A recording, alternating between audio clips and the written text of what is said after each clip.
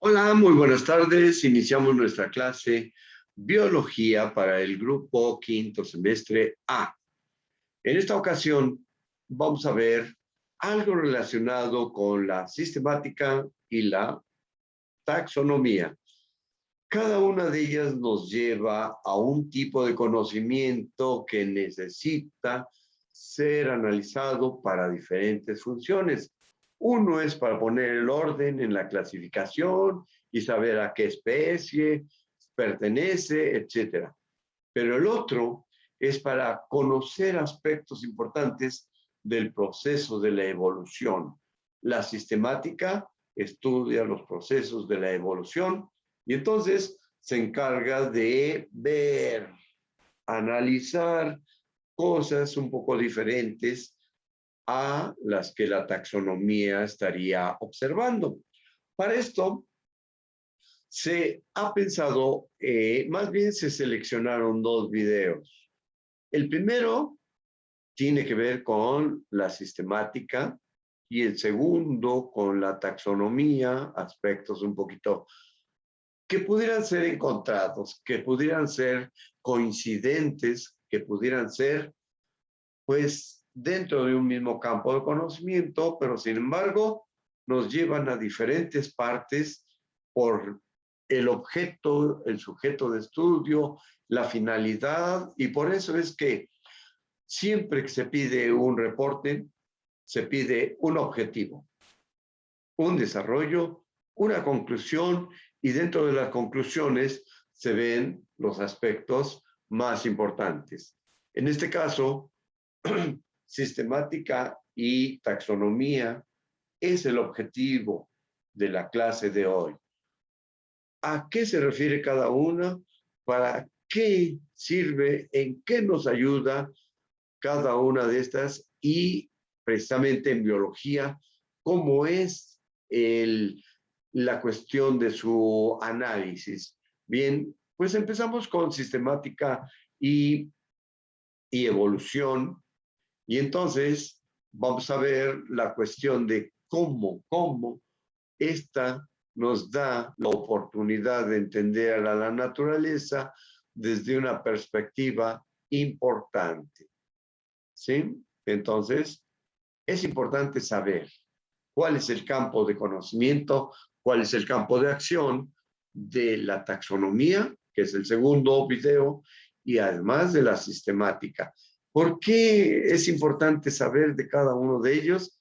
Bueno, pues estamos en la materia de biología y es importante conocer aspectos diferentes y la historia es muy importante para este conocimiento. Y en la primera pues, nos va a referir a cosas muy importantes. No hay alumnos todavía integrados a la clase. Bueno, pues esa es nuestra realidad y estamos en la cuarta semana, tercer momento, y nos tocó dar una clase virtual debido a ciertos aspectos de la vacunación, de la pandemia y de todo lo relacionado con nuestro entorno. Pues vamos a ver el video que está a punto de iniciar. Sobre sistemática y evolución. Bienvenidos a una nueva edición de Nutrimente. Para Linneo y muchos de sus sucesores inmediatos, el objetivo último de la sistemática y de la práctica taxonómica era descubrir el plan con el que Dios había creado el mundo natural. Por ejemplo, una única vértebra repetida en número y formas variables era el plan básico que el Creador había formado para la construcción de todos los animales cordados. Ahí está. ¿De qué hacen referencia? Pues que el hombre fue creado pues de una mezcla de tierra, agua, etcétera, pero a su compañera, según la creación de Dios, la tomó de una costilla y de ahí hizo su aparición en el mundo. Y entonces, Linneo, 1780 más o menos, mediados del siglo XVIII, dice que, y además otros de los sucesores inmediatos quiere decir de esa etapa del desarrollo del conocimiento, El objetivo último de la sistemática y de la práctica taxonómica, ahí los unieron, era descubrir el plan con que Dios habría creado el mundo natural. Y entonces, sistemática y taxonómica, práctica taxonómica, tenían una finalidad de entender lo que Dios había creado. Entonces, en el primer cuadro, Dios tiene en las manos toda la diversidad, ¿sí? Y además, pues, ahí se ve un ambiente lleno de vegetación, lleno de animales, y que también es explicado en el Arca de Noé. Y luego, en el segundo video, en el segundo imagen, Dios, porque es un ser supremo, toca a este mundo y lo dota de todos los recursos y toda la diversidad que hay en este mundo. Es importante interpretar esos dos cuadros. Después de la publicación del origen de las especies de Darwin, las similitudes entre los organismos fueron interpretadas desde una perspectiva biológica y muchas evidenciaron un origen ancestral común. Ahí está. Y muchas evidenciaron un origen ancestral común. Y entonces él ya está refiriendo, Darwin ya refirió que el estudio de las cosas tenía que ser desde el punto de vista de la biología. Y entonces, aunque tenía que haber hecho algún trabajo para ver cómo eran las partes que de alguna manera él tomaba en cuenta para que se hablara de un origen ancestral común. Por ejemplo, el ala de un ave, la aleta de una ballena, la pata de un perro y el brazo de un humano son características que, a pesar de tener funciones distintas, volar, nadar, correr y agarrar, comparten un mismo patrón estructural, es decir, están formados por los mismos tipos de huesos. En la figura, los distintos huesos de estas extremidades anteriores se muestran en color para indicar las similitudes fundamentales en su estructura y organización. Ahí vemos que hay una distribución de colores, pero las formas son diferentes. En el pájaro, el de color rojo es muy delgado relativamente. En la ballena, el color rojo es un hueso más compactado, así y la estructura de 3 huesos, blanco, rojo y beige, es un poco más compactada. ¿Por qué? Pues porque tiene que impulsar a un animal, a un ser que pesa más de 20 toneladas. Y entonces, ese es de las aletas que están aquí en los extremos. Y entonces, pues la ballena tiene que moverse y su peso es grandísimo, por lo tanto, esa estructura debe ser más compacta, pero muy robusta.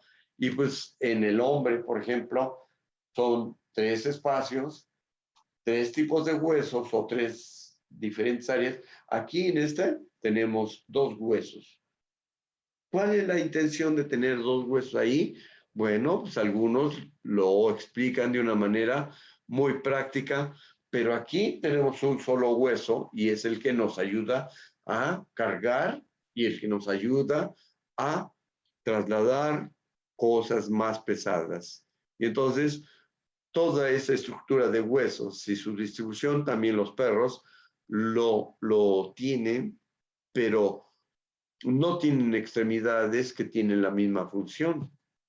Estructuras que tienen un origen común, como no necesariamente conservan la misma función, se denominan homólogas y constituyen fuertes evidencias en favor de la hipótesis de que todos los tetrápodos compartimos un ancestro común. Las diferencias en las especializaciones de los miembros existentes entre distintos grupos son el resultado de presiones selectivas particulares de cada ambiente. Antes de Darwin, nadie había afirmado tan directamente que los organismos de un mismo grupo taxonómico son semejantes porque descienden de un ancestro común. Darwin también discutió las dificultades clasificatorias que surgen cuando una misma característica está presente en 2 o más especies que no tienen un antecesor común que las posea. Estas características se denominan analogías. En la actualidad también reciben el nombre de homoplasias e incluyen convergencias, paralelismos y reversiones. Por ejemplo, estos dos tipos de alas, de insectos y de murciélago, constituyen ejemplos de estructuras análogas. Tanto un pez como una ballena tienen un aspecto fusiforme y Aristóteles sucumbió a la tentación de agrupar a ambos como peces. Sin embargo, cuando analizamos la estructura interna de ambos, observamos que su morfología es diferente. El parecido es solo externo. Una explicación evolutiva para esta observación es que a lo largo de millones de años, la selección natural benefició a los individuos que tenían esta forma particular, que minimiza la fricción y agiliza la locomoción en el agua. Y además hay unas diferencias muy, pero muy grandes, muy significativas. La ballena tiene pulmones, no tiene los mecanismos de respiración de los peces.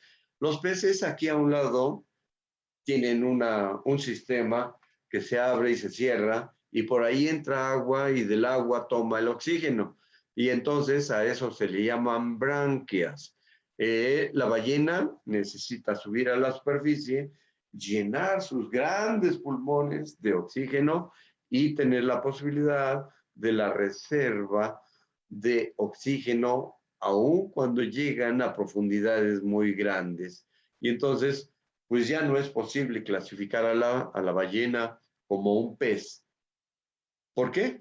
Porque además su sistema de reproducción es diferente.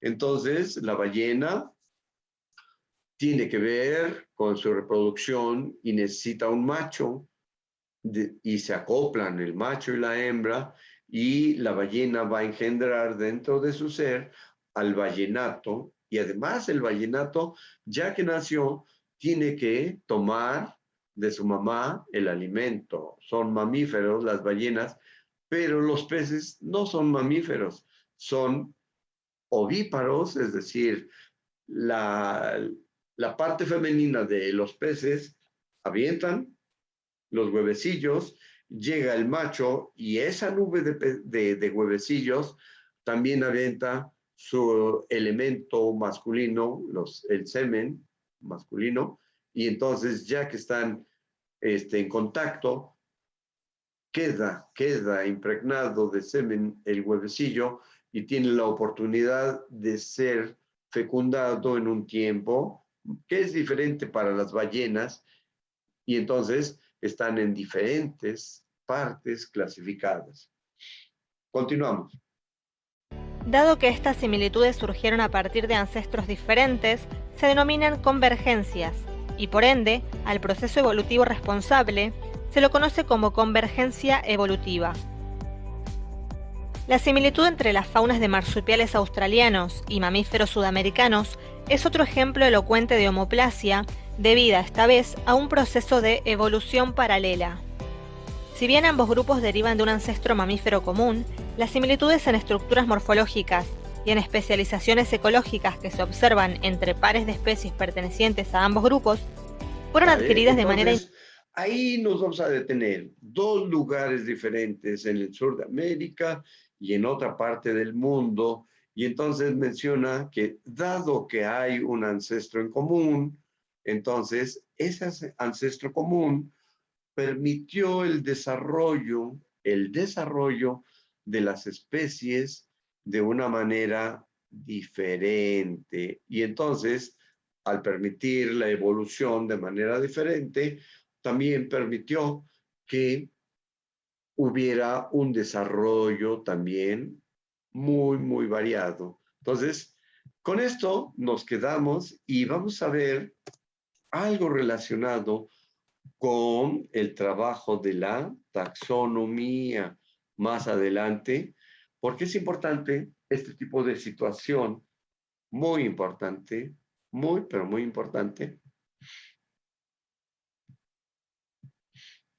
Bien, regresamos a nuestra parte de la... Bien. Independiente en taxones australianos y sudamericanos. La reversión de un carácter a un estado ancestral puede confundir al sistemático, ya que no todas las especies descendientes tendrán las mismas características. Un ejemplo de reversión evolutiva es la adquisición de dientes en la mandíbula inferior de algunas ranas. Normalmente las ranas carecen de dientes, aunque el ancestro común de ellas los poseía. La distinción entre analogías y homologías es clave para una clasificación basada en el parentesco entre organismos. Mientras que la homología nos permite distinguir relaciones de ancestralidad y descendencia, las homoplasias u analogías constituyen un problema en el momento de reconocer similitudes compartidas por una historia evolutiva en común. Si se pudiese agrupar toda la diversidad de organismos vivientes y extinguidos por medio de similitudes homólogas, la clasificación representaría la filogenia o historia evolutiva de todos los seres vivos que han surgido en este planeta. Aunque ello es virtualmente imposible, la tarea de los taxónomos actuales intenta aproximarse a este propósito. Veremos algunos de los conceptos que mencionamos en este video con mucha más profundidad en la sección de evolución del canal. Si este video te sirvió para aprender o comprender... Bien, con esto termina el primer video que estamos analizando, que pues hemos encontrado para explicar la cuestión de la sistemática. Estamos hablando de la evolución de las especies, algunos aspectos importantes como las extremidades en particular de las ballenas, de los pájaros, de los perros y de los humanos. Y ahora veamos otro video relacionado con la cuestión de la taxonomía. En este sentido, de la taxonomía, es importante ver también algunos aspectos para clasificar. Taxonomía sirve para poner el orden y clasificación, pero la sistemática sirve para explicar el proceso evolutivo. Y en ese sentido, pues existen las diferencias muy importantes y esas diferencias muy importantes nos llevan a diferentes campos de conocimiento. Bien, pues vamos a ver este otro video. Dura alrededor de 6 minutos y esos 6 minutos los vamos a ir pausando suavecito para entender un poquito, para que en caso de que alguien vea este video, vaya tomando nota y vaya entendiendo más o menos.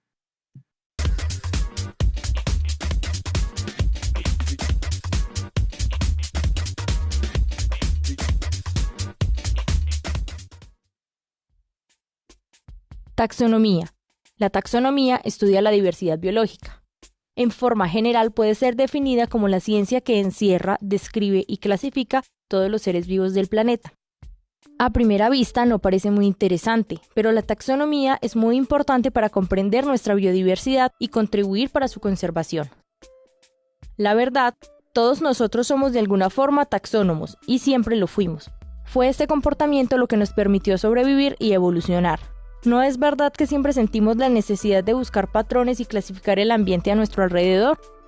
Lo que podemos comer, lo que podemos usar para protegernos, de qué animales debemos huir.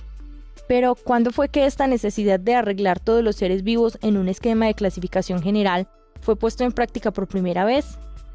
Fue Aristóteles en el siglo IV a.C. quien afirmó: para comprender cualquier cosa es necesario comenzar por clasificarla, de acuerdo con sus partes, y subdividir los organismos vivos en dos grupos, plantas y animales. Su trabajo fue seguido por muchos otros naturalistas que se empeñaron en observar e inventariar el mundo vivo, pero a esta altura los nombres atribuidos eran largas descripciones morfológicas en latín. Por ejemplo, la abeja europea es referida como Apis pubescens, Torarce subgriseo, Abdomine fusco, Pedibus posticis glabris, un trinque margine ciliatis. Aunque ahí se pueda ver que hay un lenguaje común del latín o algo, pero sería muy difícil realmente si no tenemos la imagen, si no tuviéramos la imagen, sería un poco difícil entender de qué están hablando. Y entonces la imagen, pues de algo que vuela y algo que está rayadito, y como no tenemos colores ahí, pues no vamos a saber exactamente de qué se está hablando. Puede ser cualquier otro tipo de situación. Pero con el trabajo que algunos hicieron después, entonces ya empezó a haber un orden, una clasificación y otros elementos. Entonces, en el tiempo de Aristóteles, según la región, apis, pubensis, torace, subgrisáceo, abdomine, fusco. Observen abdomine, fusco, quiere decir que el abdomen tiene algo por ahí, ¿sí?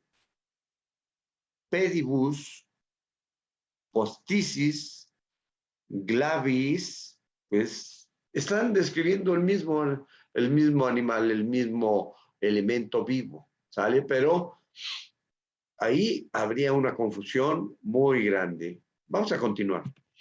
Solo mucho más tarde, con el descubrimiento de muchos otros organismos, surgió la necesidad de alterar este sistema de nomenclatura, tornándolo más simple. En el siglo XVII, el médico y botánico Carl Linneo publicó el libro Sistema Natural, que estableció las principales reglas taxonómicas que todavía hoy usamos. Carl Linneo fue el primero en utilizar de forma coherente la nomenclatura binominal, que hoy conocemos también como nombre científico.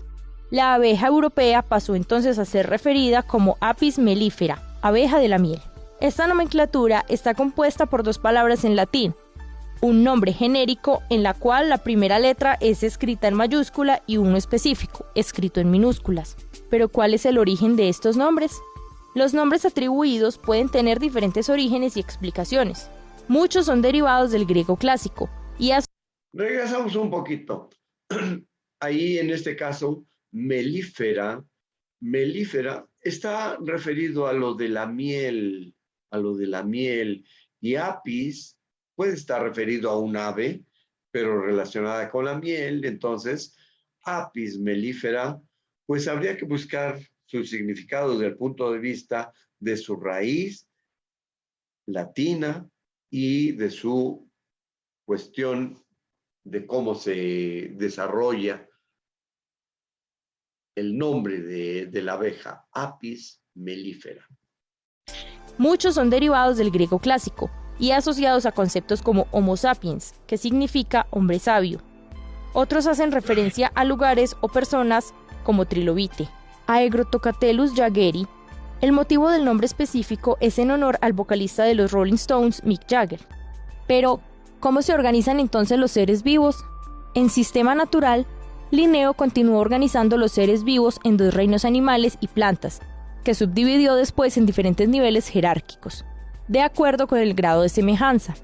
Más tarde, en el siglo XIX, Ernst Haeckel, influenciado por Linneo e inspirado por la teoría evolutiva de Darwin, pasó a abordar la diversidad como un proceso dinámico, estableciendo la idea de un antepasado común, intentando llenar las lagunas o vacíos generados por el sistema anterior. Haeckel organizó los seres vivos en tres reinos: animales, plantas y protistas, donde incluyó las bacterias, protozoarios y hongos, cuyas características eran mixtas o no encajaban en ninguno de los dos grupos anteriores. Siguieron después otros naturalistas que contribuyeron enormemente para la taxonomía, como ya. Ahí nos detenemos un poquito y en la palabra protista nos vamos a referir al tipo de célula, procarionte, eucarionte. Y entonces, en esta parte de protista, pro está referido al de las bacterias y otros tipos de seres vivos, pero pueden ser microscópicos. Plantae, pues básicamente de las plantas. Animalia, de los animales. Pero más adelante iba a venir otra aportación para ampliar la forma de clasificar. La conocemos. Un ejemplo es Robert Whittaker, que en principio del siglo XX propuso una nueva clasificación basada en 5 reinos: Monera, Protista, Fungi, Animalia y Plantae. Para hacer esta división, Whittaker se basó fundamentalmente en 3 criterios. Nivel de organización. Bien, entonces ahí con este señor en el siglo XX, Whittaker amplió a cinco reinos: el fungi, que está referido al de los hongos, luego dice animalia, plantae, que ya sabemos que ahí, protista, entonces sigue refiriéndose a los seres unicelulares, pero amplía a la parte monera. Entonces aquí ya empieza fungi, monera, protista, animale y plantas. Y ese es el modelo que se sigue hasta nuestros días, y entonces están siendo celular, forma de obtención del alimento e interacciones en los ecosistemas. Actualmente usamos un sistema de clasificación basado en la división de 6 reinos que agrupamos en 3 dominios o superreinos: Arcae, Eubacteria y Eucaria. Pero dentro de cada uno, los biólogos continúan dividiendo los seres vivos en grupos o taxa cada vez más pequeños, de acuerdo con sus niveles de semejanza. Ejemplo, el hombre y el perro. Dominio Eucaria, reino Animalia, filo Chordata, clase Mammalia, orden Primata en el hombre, carnívora en el perro, familia Hominidae en el hombre, Canidae en el perro, género Homo en el hombre, Canis en el perro. Aquí hay una pequeña inconsistencia. Al hombre, pues, Animalia, Chordata, Mammalia, Primata, Hominidae, Homo sapiens. Bien, pero está refiriéndose al perro. Y entonces, el reino es Animalia, el filo Chordata, igual que nosotros, la clase Mammalia, que somos mamíferos. Luego, el perro ya entra en la parte carnívora. La familia Canidae, el género Canis, pero la especie Canis lupus, como perro, está un poco equivocado. Entonces, ahí estaría hablando de lobo, Canis lupus. Y acuérdense que hay 3 clasificaciones: lobo, perro de la familia o perro que ya está y que ya puede convivir con los hombres, Canis familiaris, Canis lupus es el lobo, y el Canis coyote, la trafas, algo así, ahorita no me acuerdo bien, se me fue el nombre en ese momento, pero hay 3 tipos de Canis: lupus o lobo, familiaris o el perro que nos acompaña, y el otro, que es el coyote, tiene otro nombre, ahorita a ver si me acuerdo. Bien, continuamos. Especie Homo sapiens en el hombre, Canis lupus en el perro. Si por ejemplo pensamos en un pingüino y un águila, ambos tienen plumas, pico y alas, y por eso habrá una tendencia natural por agruparlos juntos, manteniéndolos, por ejemplo, en un grupo aparte del pez. Y si pensamos en un girasol, es probable que agrupemos el pez, el pingüino y el águila por ser todos animales, manteniendo el girasol aislado. Aunque los organismos no son solo organizados con base en sus características morfológicas, hoy se considera también su fisiología, análisis molecular, el comportamiento y ecología. Los seres vivos. Bien, ahí es importante darle un poquito de... Entonces, en la clasificación, observen fisiología, y está hablando también del apis mellifluo, de la abeja mielera. El comportamiento y ecología. Los seres... Observen que en el comportamiento tiene algo muy importante ahí. En el comportamiento tiene algo, son aves o insectos que vuelan de una manera así para todas partes. En el análisis molecular, eso está referido al ADN. Y entonces, en el ADN, pues se van a ver cosas un poco más específicas. Y entonces estamos hablando del genotipo. Bien, y por último, Comportamiento y ecología. y la ecología. En la parte esta de ecología va a ser importante porque es lo que vamos a ver en la próxima etapa. La biodiversidad, la ecología y cómo pues los problemas que tenemos actualmente los humanos se deben a que la ecología está siendo devastada, siendo maltratada, el mundo está cambiando, las especies o los animales se están extinguiendo, etcétera. Y entonces tiene que ver muy importante la ecología. Continuamos. Los seres vivos parecen estar todos muy organizados, pero no es verdad. Se estima que apenas el 10% de los organismos de la Tierra están clasificados y el sistema está lejos de ser perfecto. La clasificación taxonómica es en verdad un compromiso que continúa generando discusión entre muchos taxónomos y resulta frecuentemente en esa ida y reintegración de organismos en diferentes grupos, gracias al descubrimiento de nuevos datos sobre evolución y los nuevos modelos de análisis filogenéticos. Ahí, filogenéticos. Bien, entonces esa palabra me llama la atención y la voy a escribir para buscar su significado y su etimología. Y entonces, filogenético tiene que ver con el análisis ya pero más detallado de los aspectos de cada una de las especies, ¿sí? Entonces, con esto terminamos nuestra clase de hoy y vamos, si tuviéramos alumnos, iríamos a la parte de las conclusiones. ¿Qué entendimos? ¿Qué no entendimos? ¿Qué me llamó la atención? ¿Y qué es lo que se me facilitó entender? Vamos a la cuestión de las conclusiones, porque ahí, en las conclusiones, veremos que sistemática y taxonomía nos sirven para entender nuestro entorno, nuestro origen, nuestro desarrollo, nuestro futuro y para entender nuestra clasificación.